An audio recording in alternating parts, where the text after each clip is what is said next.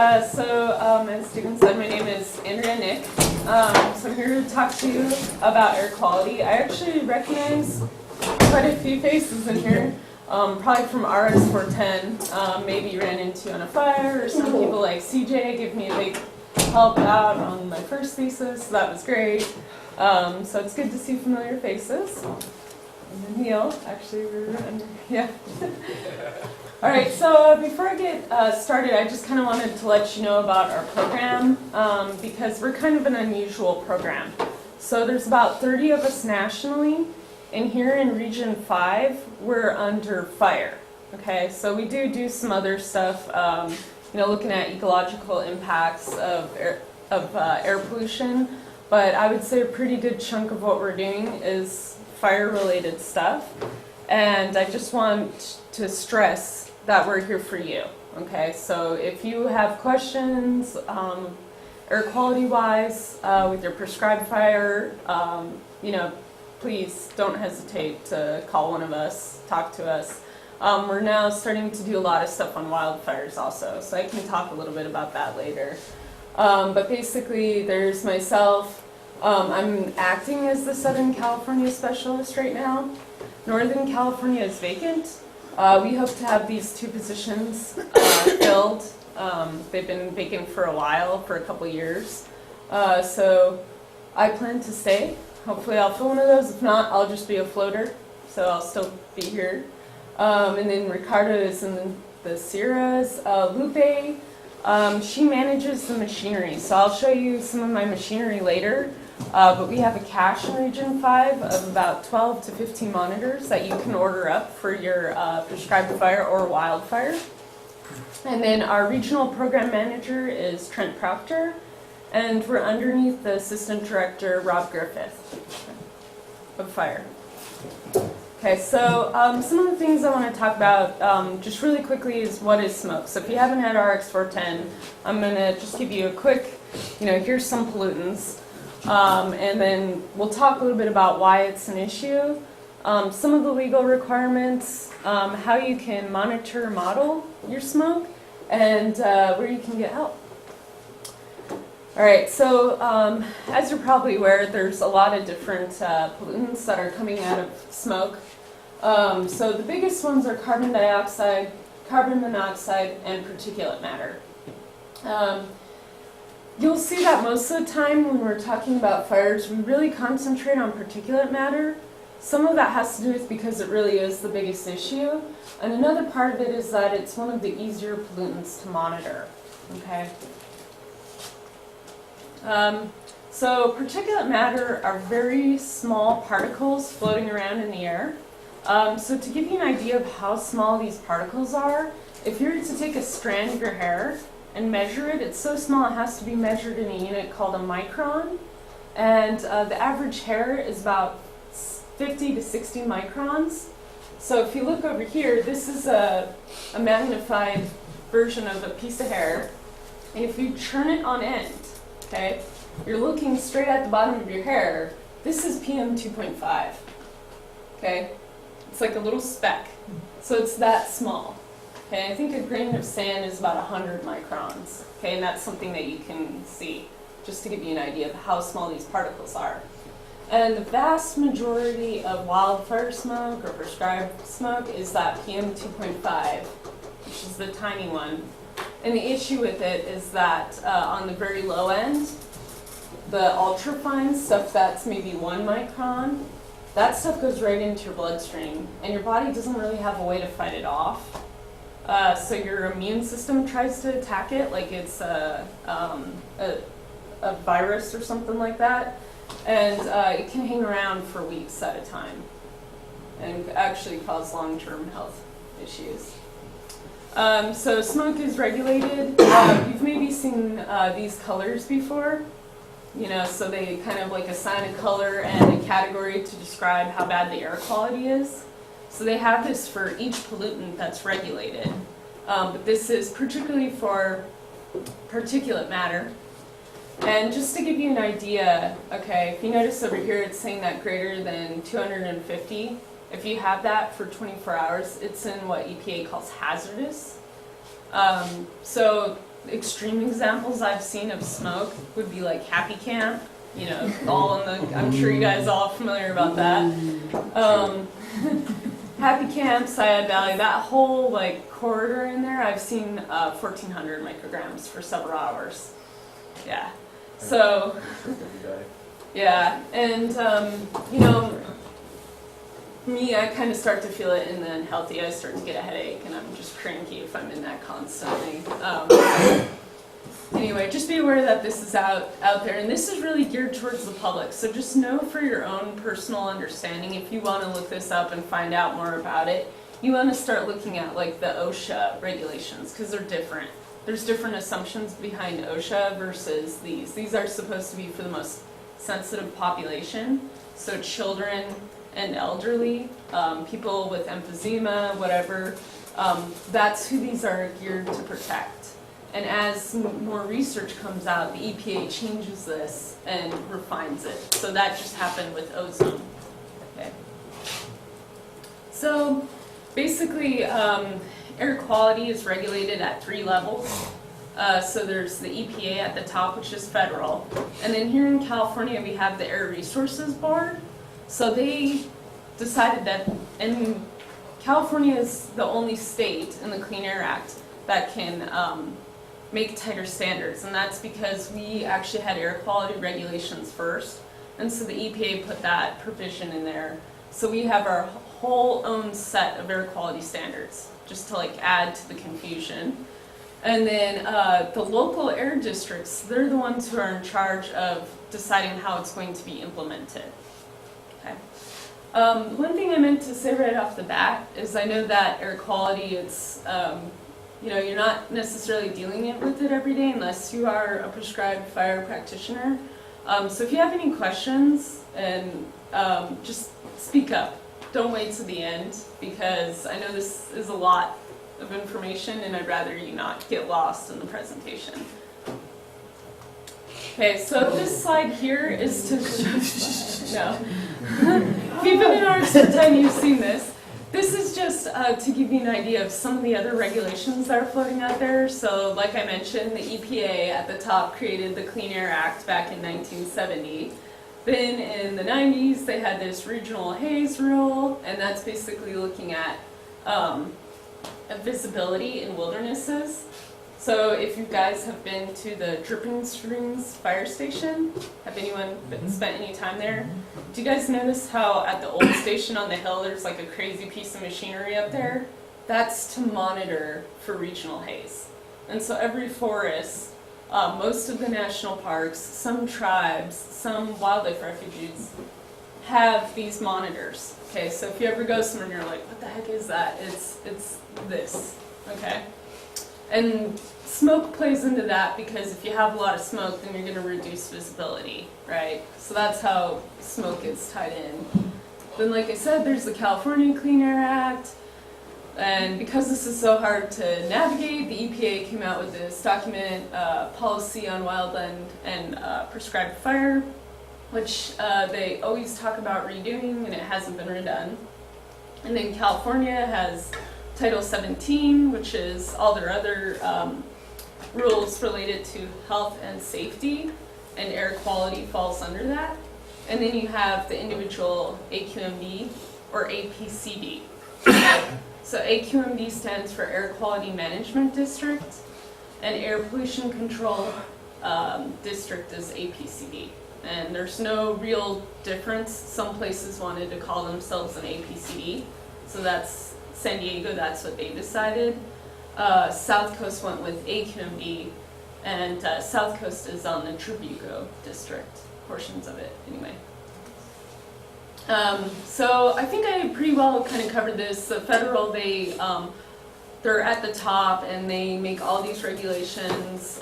They regulate all sorts of things. Okay, so it's not just fire, obviously. They're looking at vehicles, gas stations, you name it. And then we have the state underneath that, and they further regulate. And then the air district who implements, and they also further regulate. And in California, this is particularly complex because there are 25 air districts, 25 air districts across the state. So if you move around in the Forest Service, you're going to be dealing with a different air district. And so you can see we're down here, and you're kind of on the border. So most of the Cleveland is in San Diego, and then the San Bernardino and Angeles are predominantly in South Coast. And South Coast is the strictest in the nation. So if you can handle the regulations of South Coast, you're good to go. You might go to other places where the air district doesn't have as good of a relationship with the air district, but you're going to find that their rules are actually more lax. Okay. So go ahead. So I always hear horror stories about the San Joaquin. Yeah. The only one, and them not allowing them to burn and this and that. Yeah. It seems worse to me Yeah. than what I have at South Coast. Okay, so some of that I think is because South Coast has been around the longest. So they were the first AQMD, and they've had all this time to kind of work on reducing pollution. San Joaquin hasn't had as long, and some of it I think is also personalities at that district. After the Rough Fire, they did a big tour of the Rough Fire and took them out there to take a look at the landscape, see what's going on, and they're starting to change their perspective on it. And they're starting to realize that we have to do something. We have to do a prescribed fire. We have to do, what is the term, wildland? Yeah, whatever we're using, whatever flavor of the day we're calling that, we have to use it. Okay, and with the governor's declaration of emergency for all the bark beetle and drought kill in the Sierras, they're starting to realize, they were told by the governor, like, you gotta stop it, you gotta let them do what they need to do. That being said, we want to stay on the good side with them, right? We want to keep our interactions positive. So this is an example of South Coast. I just want you to have an idea in your head if you're going to burn and you're trying to look up air quality regulations. They have different titles, and then underneath that they'll have individual rules. Okay, and San Diego is the exact same. They might have a different number for the rule, but it's there. And a lot of other districts modeled themselves after South Coast. So that's why I like to use this as an example.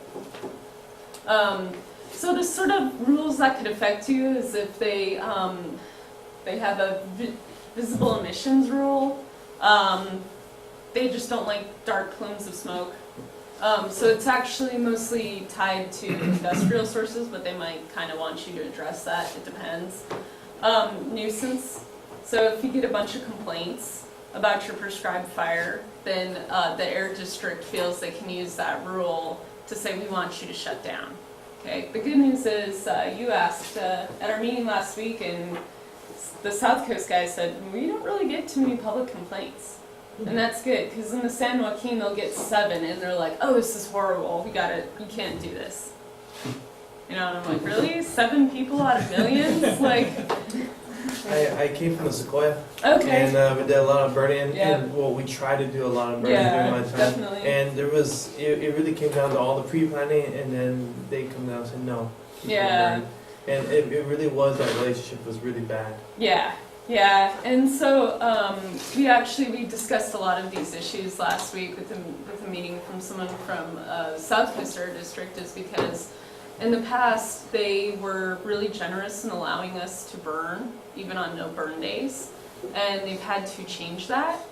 And so they're still pretty open down here when it's above 3,000 feet, but you know, in your case, El Carrizo, they were like, it's close enough. So they really do, at least down here, they understand, okay?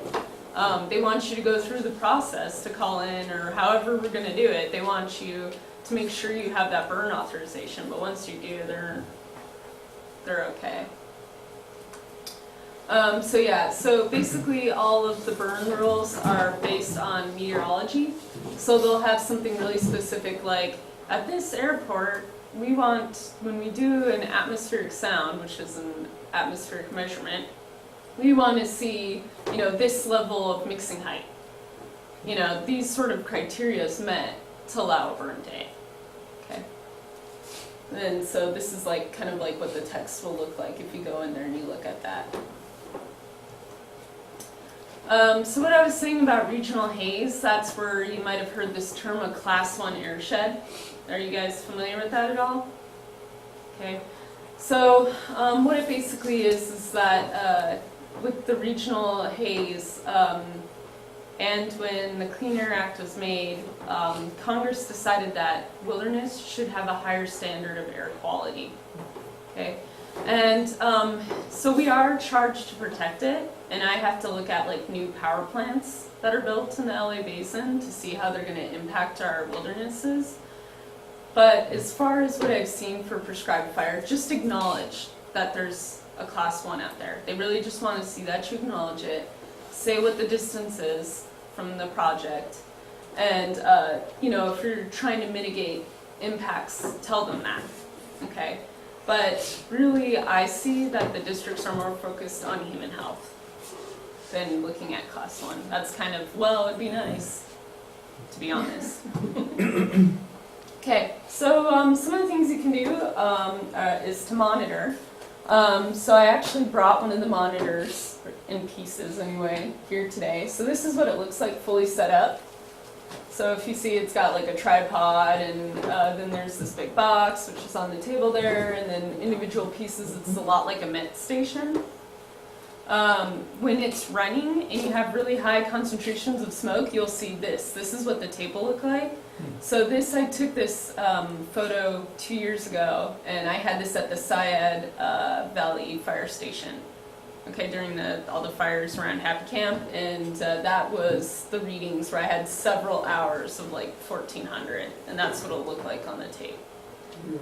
And then we also have some air quality webcams online that you or the public can check out. So that photo, I think this was from the mountain fire, but that was taken at Red Mountain. So I have a webcam that faces the San Jacinto Wilderness, the Cucamonga, and then actually faces you, Agua Tibia. And if there's a fire, I can turn the camera. And so we can get that, or if there's a prescribed fire, we find that the air districts actually really like that. Because they just want to see, they want to understand what's going on out there.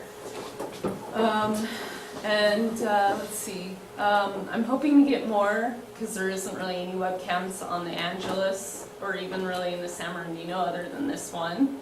You guys are pretty fortunate down here on the Cleveland. I'm sure you guys have seen the HP Wren site. If there's a fire going on, you can usually see it on the Cleveland, which is cool. But yeah, so that, if you guys want to stand up, in a break from sitting down, you guys can come over here, and I'll show you this. I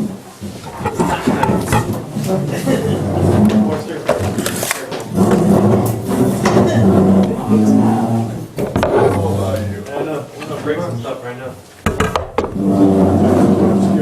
Hey, is this the line or what? Yeah, mine starts right there, but it ain't who's the heck? Alright. So, if I break this, it's like $1 million? Don't let anybody It's touch it. expensive, but no. Don't let You them guys can check it out. Don't let a rental touch it. They'll probably pawn it. So this is the inlet for the machine. Oh, I should tell you, this thing right here is called an EBAM, which is an environmental beta attenuation monitor. And basically what that means is it measures attenuation, which is the diminishing of a wave. Okay, so, and the beta part is that it has a little radioactive element. Okay, so it's measuring the amount of smoke in the air by using a radioactive element, and when it shoots it, it's going to measure the difference of the radio waves it released versus what it gets when it shoots through the air. So that's what a beta attenuation monitor means. But if you say EBAM, everyone knows what you're talking about. Okay, so this is the inlet up top here, so you see it on the picture, and basically the smoke comes in here. And if it has water or a bug or any other crazy thing, it'll collect in the glass. And then from there, it goes into this piece, which is called the cyclone. So you'll see it attached. Oops. Hello. I had it upside down. You'll see that. And what this cyclone does is it kicks out everything but PM 2.5. Okay? So then now we're measuring that the lowest regulated amount of particulate matter. And so if you see in here, and I'll pass this around, it's got this really nice machine cyclone. So the air literally spins around in that and then goes into this piece.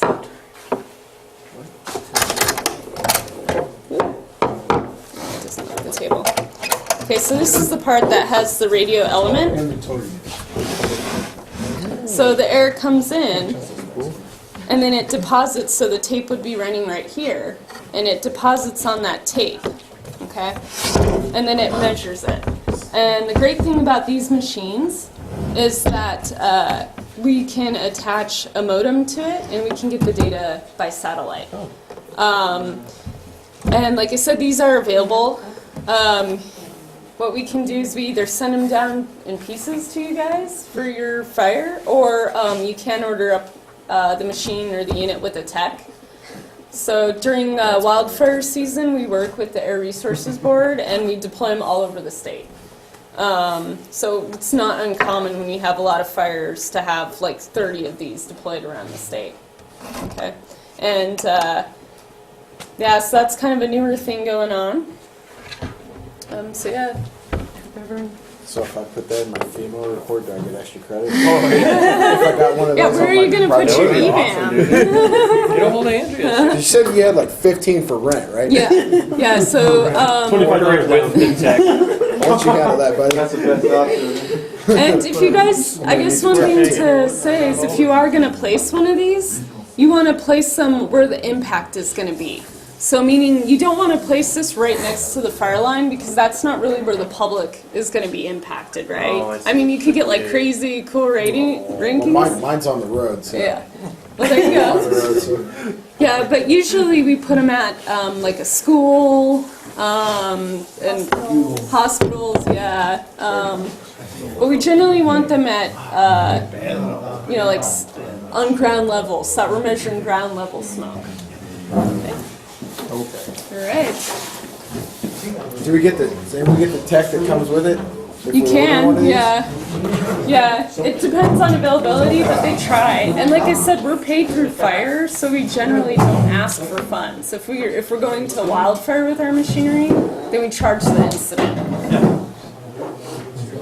So why would they have it to the fire, just to warn the people that this is coming and this is what you're doing? Yeah.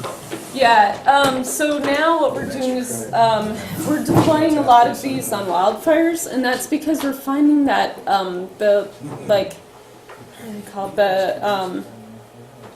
mind is blanking. The counties, the air districts,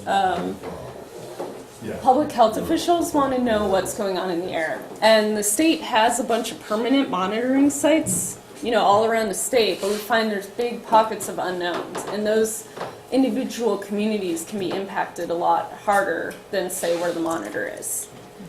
So that's actually a really great question, because something else I want to bring up is if you ever see an air resource advisor on an incident, they're not there to tell the incident management team what they can and can't do. Okay, they're really acting as a liaison. So they're telling the air district what's going on. We also forecast smoke. So sometimes that's helpful if someone wants to know if they're going to be able to get their helicopters up. Like, are you going to see smoke today? And another big issue is going to public meetings. And so I spend a lot of time doing that, going to a public meeting, telling them what to expect, telling them what the levels are. And in some cases, some people, that will be the decision if they're going to evacuate or not. If they have a serious, asthma, emphysema. I've had people say, like, your information let me know that I need to get out of here. This isn't, I can't handle this, and you're saying that it's going to be this way for several days. Okay, I'm going to go. So we're really there to just kind of offer up information. It's really surprising how little people talk to themselves. So like CARB often doesn't know what the air districts are doing, and then they don't know what we're doing. They seldom call up the incident. Or when they do call up the incident, they get somebody who doesn't feel comfortable talking about air quality, right? So we're trying to just be there for the district and make things smoother so that somebody like an ops person doesn't have to sit on the 1300 call. Because I have heard that from people. Like, I was told that I need to be on this call because the air district wants to know what's going on. And you guys have more important things to do in the field on a fire than talk to air people. So we're doing that for you. So who makes the ordering? Like, is it type 1 or type 2, like, incident? Or is like... So it can be a couple different ways. So I've been ordered up by the GAC. If they want somebody to do like statewide forecasting, so that was the case with Alaska. Sometimes NorCal, there's just so many fires going on. Same thing, they'll want someone at the GAC, but usually it's the incident management team or the agency administrator even will decide that they want an air quality person. Okay. So that's especially true on the Klamath because Patty really wants the tribes to know what's going on. So she'll order us up just to talk to the tribes. Did you say you had the ability to self-order or something? Yeah, so I can actually, if there's a fire going on in Southern California, I can talk to the intelligence officer and tell them that we want an air quality person. I generally don't want to override, if the agency administrator doesn't want that, then I don't want to do that. But I have that ability that way. If my program manager is gone, I can do that and get somebody down here. And I did that for the lake fire because no one was around, and it was like, okay, guys, this is gonna get big. So, Question.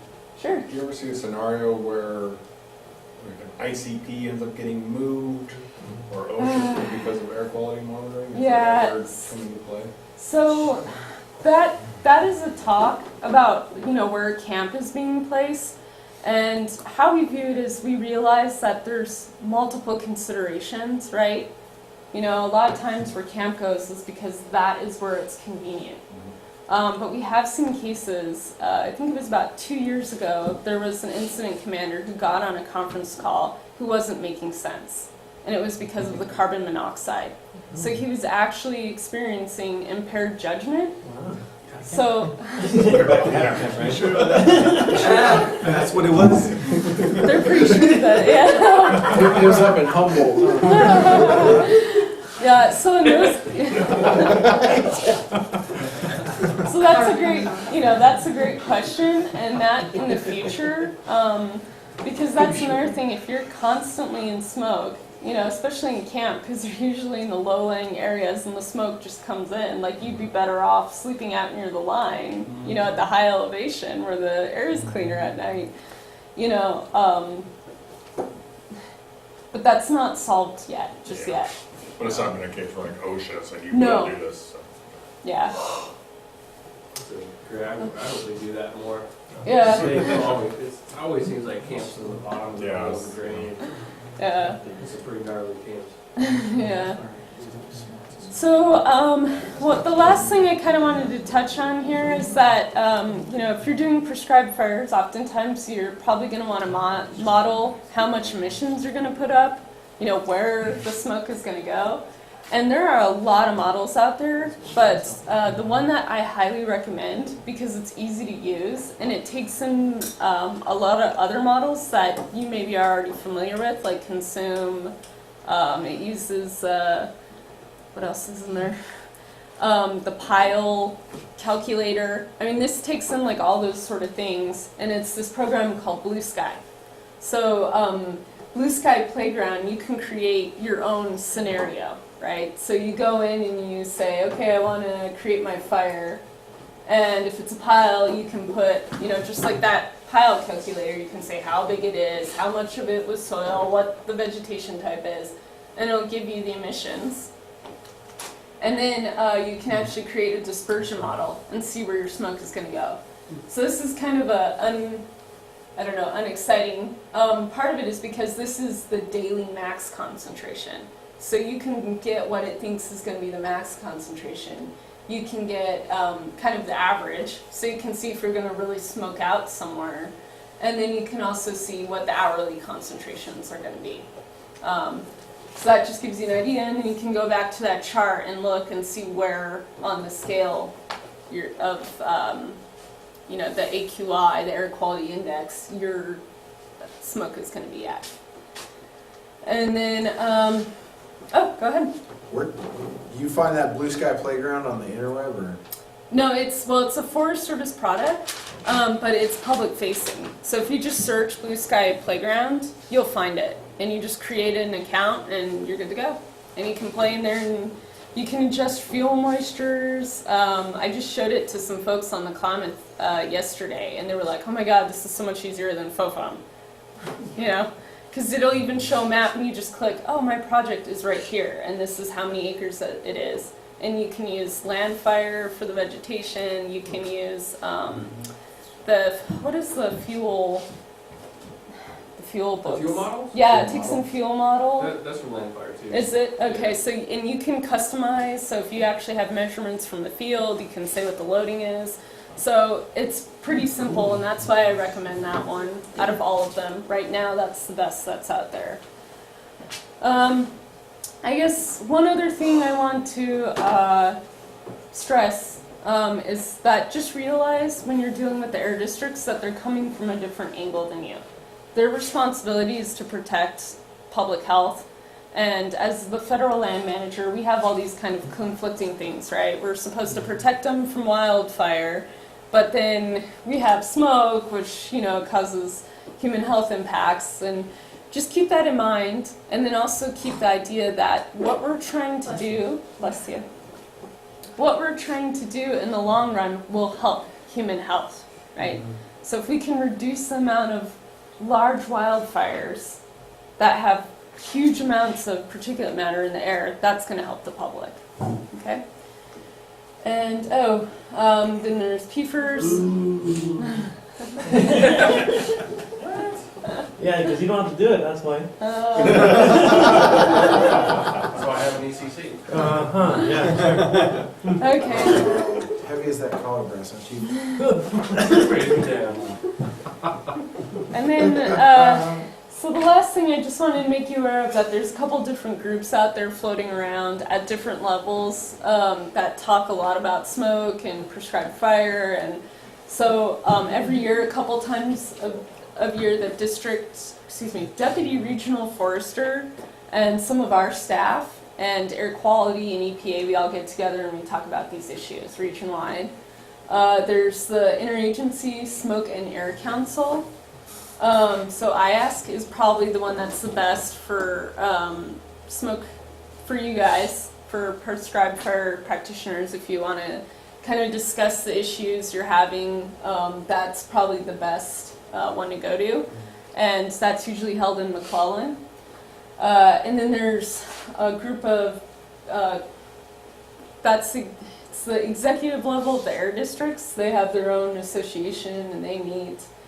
There's this CARPA group, which deals more with emergencies. And then CANSAC is the group that provides a lot of the funding. So we put in money, CAL FIRE puts in money, all these different agencies put in money to create the meteorologic models that go to the GAC. So if you go to the GAC website, and if you're like me, I still have a hard time reading those meteorologic models. All that information gets fed into Blue Sky. So that's where it's getting its information on how the smoke is going to disperse. So there are some issues, you know, no model is perfect, but it's pretty darn good. And then there's the smoke committee from NWCG, and then the California Fuels Committee. Yeah, what about it? Yeah, you could get involved or talk to yeah. Steven since he's on it, and we, yeah. What? So that's it. All right. I think I have a stupid question. No, it's okay. Why is 3,000 feet so big? Why is that distinguishment? You know, I really think it was one of those arbitrary things Really? originally. I Yeah. get So calls in the dispatch because some guy wants to burn and it's 2950 is where he's at, right? And I'm trying to explain, no, you can't burn today. He's like, oh, the winds are calm, I want to burn. Like, Yeah. I took the day off to burn. I'm like, dude, Go 50 feet more up. Yeah, I always wondered what that. yeah, and even they asked Steven that. He was like, is any part of the project above 3? You know, because it's kind of this arbitrary, like some things in air quality I know have to do with because when they made the regulation, that's how good the model could do. Okay. Like when they say, oh, at 1 kilometer, it's like, well, that's just, it was an arbitrary, Just picked it up. yeah, and it's stayed with us Okay. ever since then. I'll tell that guy. It's arbitrary. Yeah, I think what you're saying. Yeah, makes sense. Any other questions? No? You like to come out to prescribe burns? Yeah, actually I would. Yeah, and I'd actually like to see the destructor. Yeah, I'll go show you the incinerator. Okay. Have you guys seen the destructor at all? The air I want to check it curtain? out too. Okay. Nice. Nice. Not bad. Okay. One more question. Uh-huh. What number do I call to get this contraption? Well, that's a good. I'm gonna order them. Yeah. I So get an extra credit for that, right? yeah. We'll go So back to the points. You get 10 points. That's good enough. just contact one of us. So either email me and then I'll get it to my program manager and we'll figure out a way to do it. The national cache. So this year it's still in flux, but next year they're going to try to have it as. Okay, you guys have to help me here. The NF, that number. Oh, NFES number. Yes. On dispatcher, I'll take this. Yeah, okay. Yeah. So they're going to try to order them up that way in the national cache. And so something else to keep in mind is that the national cache uses what's called an e-sampler. And they do have like 4 of those. They're not quite as accurate. So California, all the air districts want us to use this stuff. So we shelled out more money to get these better machines. But in other states, they don't care so much. So Region 5, California. yeah. Did you say that online you can tap into the data from that? Can you? Yeah, so there's a website called, it's the Interagency Smoke Monitoring webpage, and so it'll show up there. And one thing I want to tell you about that site is we realized that it's horrible. It was designed a while back, and we're in the process of getting it updated. So hopefully soon it'll work better. They also now feed into EPA Air Now. So we during fire season you'll see the data in that section. Or I could give you the raw data. So it's however you want it, however you need it.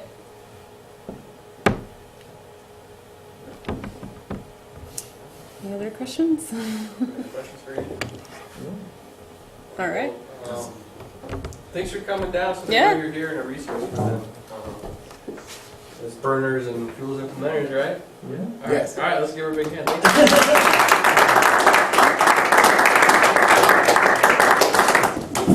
All right, well, that'll be it. We'll take lunch. It's 11:45 now, so we'll go to 12:30.